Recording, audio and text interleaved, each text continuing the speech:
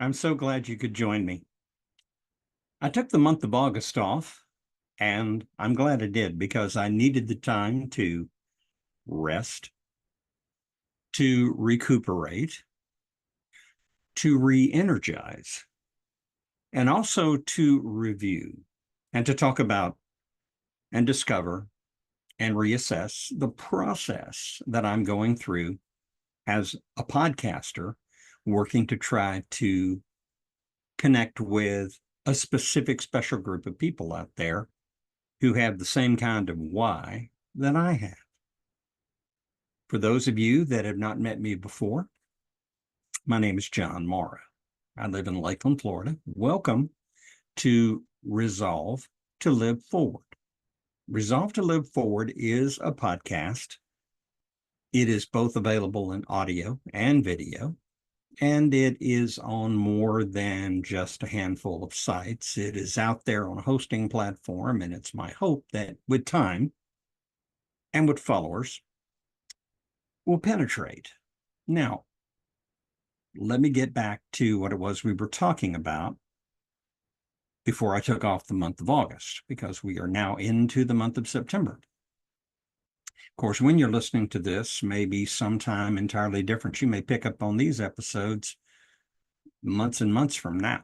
But as I'm recording, I'm coming to you from the home that I've lived in since 1975, Lakeland, Florida. This was where my late wife, Donna, was born and raised. And this is where I came on spring break in college, met family and people and friends and community and church, and found a tremendous fondness for this area, so much so that with the exception of the first year and one half of our marriage, this is the place that I prefer to be. It's not that I don't love my home state of Tennessee. It's obvious when you look. I'm obviously a Tennessean, at least in terms of the colors that I happen to enjoy and that I use for my branding. But in reality, home is where your heart is at and where you put down your roots and where you make your friends and where you build your life. And this is where I built my life. And this is where I have done most of my productive living for the better part of my life here on earth. And I'm now 74 years of age.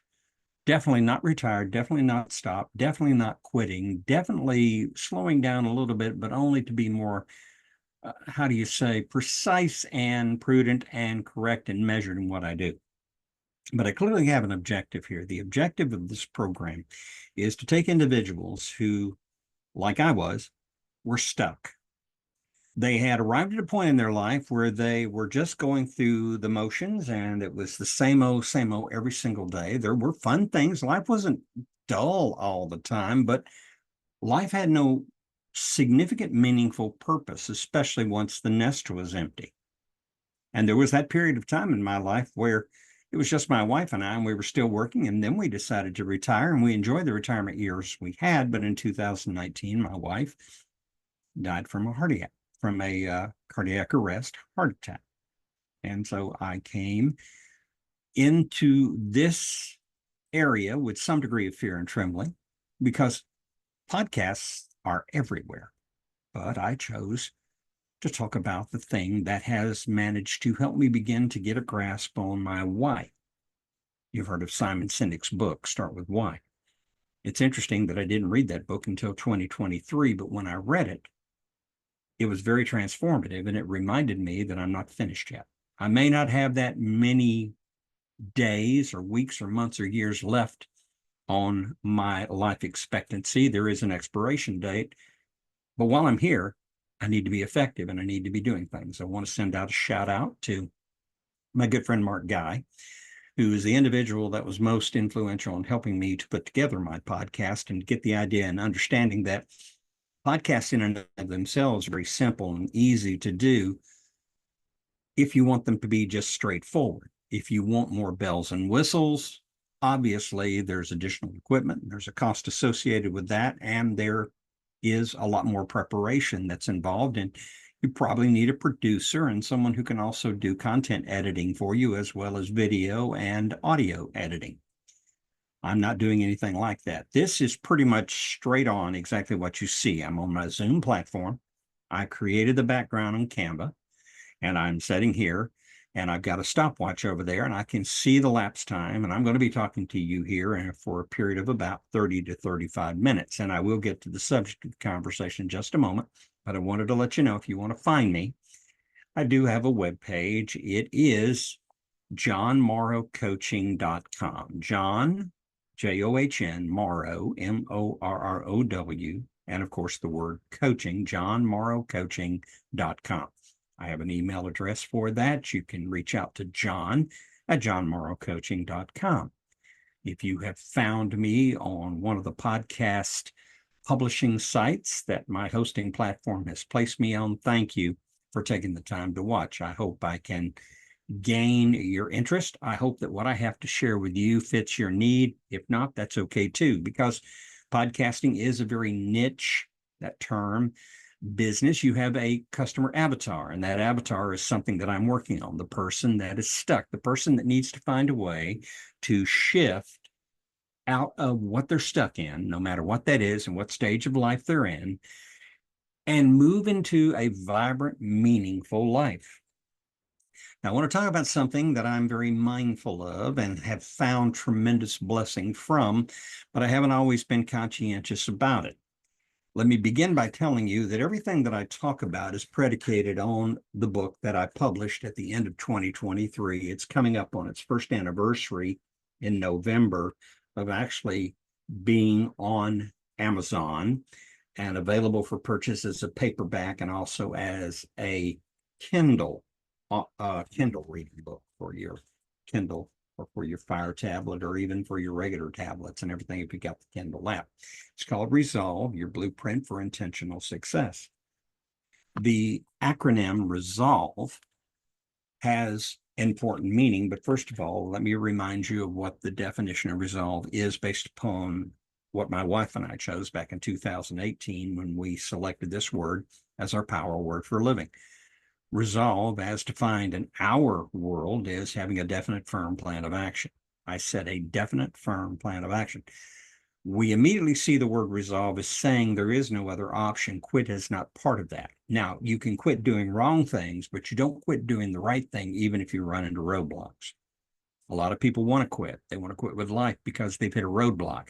They think, why am I doing this?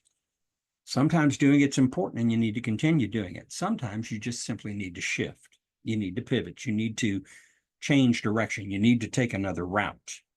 That requires a roadmap. One of the ways you can do that is do that through the 7 letters in Resolve. Those 7 letters are behaviors, best practices. R is for having resilience. E is for engaging life and engaging people and opportunities every day and be steadfast about that. S is for the idea of being service-minded. Always think about others as you do what you're doing. Serve yourself, but also serve others. The more unselfish you are, the better your life will be and the richer and fuller it will be. In everything you do, have an organizational process. And that process, that organization, that O, is very important because it helps you to know how to plan, direct, and move, and you know what your end objectives are. But you also realize from here to here, there are things in between that have to be met. So this thing in between the beginning and the end is the process. What are you doing to make that vision, and I'll talk about vision in a moment, a reality? The letter L is for love of learning. And I'm going to talk about lifelong learning here in just a few moments because the love of learning is what fires my imagination and keeps me growing. And there's a value to that from a not just mental point of view, but from a health point of view. V, again, for vision. You need to be able to see what it is. And you also need to have a vision to be able to see what's going on around you and see in the lives of people, because vision is extremely important to being able to understand what you can do, what you can't do. And remember that just because you can't do it doesn't mean that there's something you can do. Or should I say, just because you can't do something, there isn't something that you can do. It's all about finding and seeing the right thing and then going for it. And then last but not least, there's a second E. First E was for engaging life. And as you engage life, be enthusiastic. Enthusiasm is important. I think you should enjoy and have a good time and enjoy yourself so much so that your life is full of energy. Be enthusiastic. What's wrong with that? Now, one of the quotes that is in the book, in chapter 6 of the book Resolve, is a quote from ancient Hebrew wisdom. It says, when you stop learning, you will forget what you already know. I would add to that that when you stop learning, you start dying. There is this actual belief in my mind that the reason why people become lethargic, they languish, they become sedentary, is because they stop the learning process. Let's talk about something that I think all of us deal with, and that's television. Yes, I have TVs. I said plural in my house. I don't have cable, but I do stream. And in streaming, I'm not just looking for entertainment. There's nothing wrong with entertainment. You need to have things that you can enjoy. There are certain kinds of entertainment in television, whether it be streaming motion pictures or TV shows, even cartoons, that are entertaining and enjoyable. But what I enjoy doing is I enjoy finding programs. Most of the time, they're called documentaries, or they may be dramas that are adaptations of true historical events. And so they have merit because they represent something that I can learn from, but at the same time, they have a theatrical sense to them because good actors and actresses create the story and they give it flesh and blood. But the thing that I enjoy the most when I am streaming television is documentaries. And I've also learned that although there are certain kinds of documentaries that I prefer to watch, I also don't limit myself. One of the things in learning is that you can't put yourself into a box. I don't have anything unkind to say to those people who are set in their ways and are only interested in watching things which align with their belief system. It's important to have a belief system. It's important to have a set of fixed core values. It's important at times to have a fixed mindset when it comes to your values and your beliefs. But it is far more important to have a growth mindset when it comes to the opportunity to learn what's going on the other side of an issue, for example. I'm not interested in being political. I do have a specific set of beliefs that I, as a voting United States citizen, tend to gravitate towards. But long before the election process begins, there's homework to be done, and that involves learning. Learning involves the senses, but in particular, the senses that have to do with watching and listening. And in watching, it's not just what you're seeing on TV or seeing in person when you communicate with people. Watching is also what you read. If you like to read, and I do like to read, and I devote myself to reading on a regular basis and to a number of reading projects that I feel are beneficial and have helped me across a number of different areas of my life throughout this process since my wife passed away in 2019. Sometimes in the learning process of books, I don't read the book, I listen to the book. I have the Audible app and I can listen to it in my car because I have Android Auto and I stream by Bluetooth the Audible app to my car's stereo system. and I listen to these books, and I pick up a lot of great things. Learning is important, and seeing it and hearing it is invaluable. You also can see and hear it if you have the opportunity. When you actually can have something that you're reading and listen to it being read at the same time, and there's a reinforcing mechanism there. I recommend that in particular if there is something that you want to learn and to truly dig into and place inside you in such a way that it becomes hardwired. When you do something like that, it's going to help you to be better equipped as you move forward to identify, spot, and know and anticipate, and also know what actions to take if it's necessary to deviate from the course you're on because of whatever specific circumstance arises that requires you to decide to either go forward or to change direction, shift, pivot, whatever. Sometimes even stop, get off the road, and find a safe place to hang out for a while. All of this is life. Life is about learning, and learning is fundamental to living. The fundamental part of learning is that you have to have a hunger for it. I also believe that you have to learn things that you're not quite so comfortable with. Now, I'm not recommending go out there and take a course in algebra. I was terrible at algebra. To this day, I've never really understood it, but at the same time, I have known some incredible minds who are mathematical geniuses, and their knowledge of math is interesting. I had a dear friend, he's deceased now, but he was a math professor in college.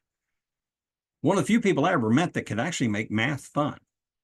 And by that, I mean, he knew how to take math, and even though it is very, very straightforward, at the same time, he knew how to open it up to create a sense of wonder. Learning should have a sense of wonder attached to it. There should be this wonder in our minds. How does that apply to me? What does that do for me? How can I use that to help other people? How can I pay that forward? How can I be a better human being, a better father, a better grandfather? How can I be a better communications specialist, professional speaker? How can I be a better podcaster? How can you be the better version of yourself? A dedication to the idea that learning is a lifelong process. Learning has to be something that you choose, and you choose to love it. I'm going to deviate for a moment and tell you something that I learned just a couple of years ago. I heard a speaker at a gathering of people. Most of them were married couples. Now, obviously, I'm not married because my wife is deceased and I don't have a companion at this time in my life. But that has nothing to do with the fact of the love that I had for my wife, because my wife and I had the kind of a relationship that at first was one that was very much, I saw and I wanted to learn as much as I could about her because I was attracted to her. Would it surprise you if I told you that there are some people that believe, and I can understand why they would, and I could even say that in most cases I agree with them, love is a choice. Here's why. Sometimes people we love do things we don't like. And if they do things we don't like, we may make a decision to say, I can no longer love you. You made a choice to stop loving. Well, yeah, the magic's gone. Okay, well, it's mystical, but the truth of the matter is sometimes you have to choose. You have to make the decision that you're going to love, that you're going to dedicate, that you're going to commit, and that you're going to put all your heart, soul, mind, and strength into that relationship. And that if that relationship doesn't work, it's not because you didn't do everything you could to make it work. Learning is something you have to dedicate yourself to. And to love it means you have to say, I choose to love the choice to learn as much as I possibly can, to find a way to use what I learn to help myself, and to find a way to use what I learn to pass on to others to help them with themselves. What has learning done for me in the now just more than 5 years since I watched my wife die? My wife had diabetes, insulin dependent. I didn't understand diabetes. There was a school of thought that said diabetes is a incurable, pervasive, chronic disease that will ultimately lead to death. But when I began to read about the human body and every aspect of the human body, our total health affects everything. It affects our minds, it affects the organs, it affects the glands, it affects the circulatory system, the respiratory system, it affects the muscles, the nerves, the bone, its density. It affects the excretory system and the digestive system. The whole sense of the body is it able to function as efficiently as possible? Granted, time will wear things out. We weren't designed to live this life forever. There's an expiration date, and sometimes we can increase the speed of the expiration date arriving sooner. This I believe with all my heart. That's not to discount the statement that when it's your time to die, it's your time to die, because the truth is there is that randomness that is unpredictable. This is the life that we live in. This is the world that we live in. And this is a world that has much good, but it also has that which is very harmful and even deadly. But in terms of my life, what I was discovering was I too was diagnosed with type 2 diabetes, but I was not at the point where I was insulin dependent. So I trusted my doctor, but then I began to ask questions. Fortunately for me, I was able to find literature and organizations which provided me with insights about my body and how it responds to what I put into it in terms of fluids and food. I'll just simply say I enjoy eating. Eating likes me. But what happens is that it also likes certain parts of my body where it collects. I get a girth. There was a point where my 5'7.5" frame was carrying 239 pounds of weight. The body mass index tells me I was obese, very obese. Now, obesity doesn't have to be something that you picture in your mind like my 600-pound life. But there is one thing that can be said about it. I learned that it was slowly killing me because this elevated glucose in my blood was forcing this glucose to be stored in my cells. And I was not doing anything about using that glucose to create energy to burn the fat in my body. And do I understand the technical aspects of it? I don't have the medical terminology. I'm not a doctor. All I know is what worked for me. And what worked for me was not fasting, although I do periodically, intermittently fast. It's not fad diets, Although there are diets that do work if you understand them in the context of what they do.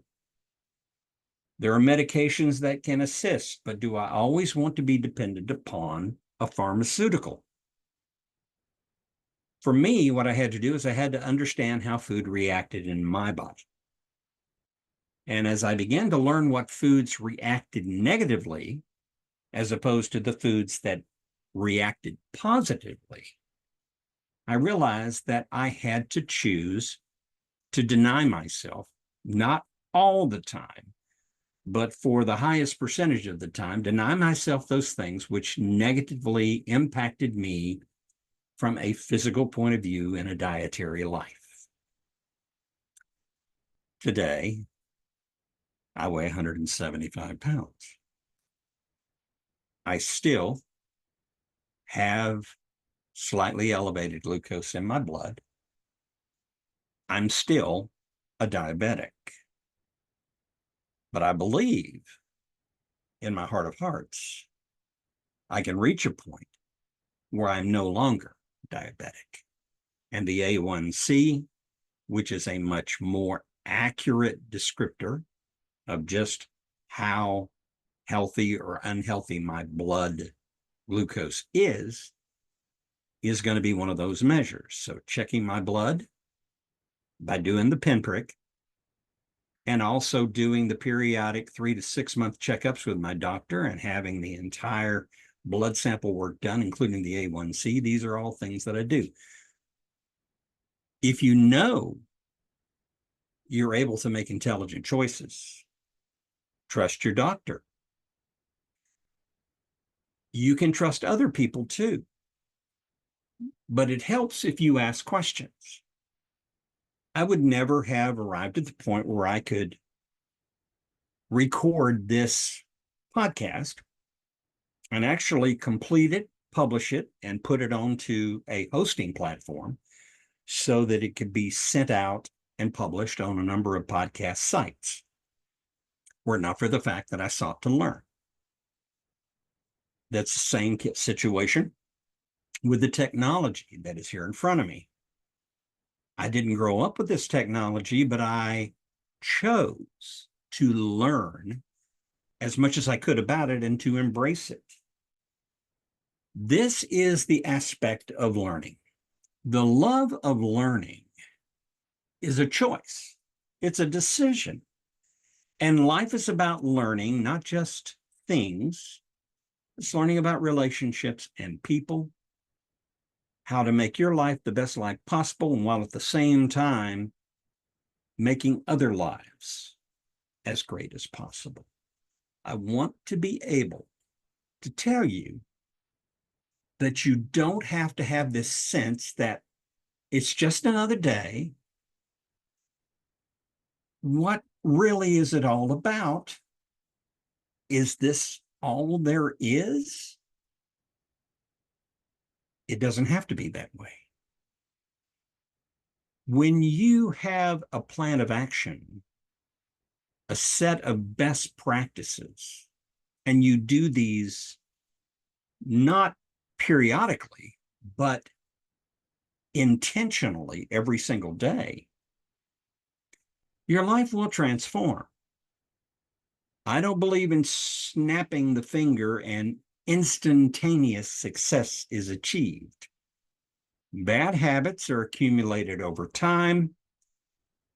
Eliminating a bad habit requires you to replace it with a good habit and then do that good habit continuously until it becomes literally habitual. It's intention. And intention is what I want to point out more than anything when it comes to the love of learning. Resilience will help you to get up off your back when you get knocked down. Resilience will help you to push and move forward and not stop and give up. Engagement will let you know that every day opportunity is there, but you must engage it, and you must engage it with enthusiasm.